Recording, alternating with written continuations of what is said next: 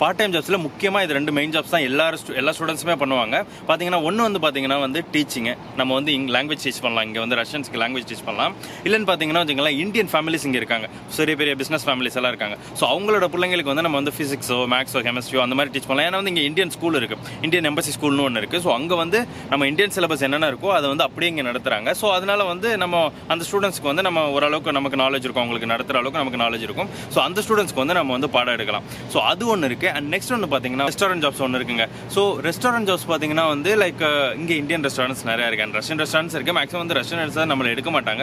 அதுக்கு என்ன காரணம் பார்த்தீங்கன்னா மெயின் காரணமே டாக்குமெண்ட்ஸ் தான். ஸோ பார்த்தீங்கன்னா நம்ம இந்தியன் ரெஸ்டாரண்ட்டில் மட்டும்தாங்க மேக்ஸிமம் வேலை பார்க்க முடியும். இங்கே ஸ்டூடெண்டாக பார்க்குறீங்களா, இந்தியன் ரெஸ்டாரண்ட்டில் மேக்ஸிமம் நம்ம வேலை பார்க்கலாம். இங்கே நிறைய இந்தியன் ரெஸ்டாரண்ட்ஸ் இருக்குது.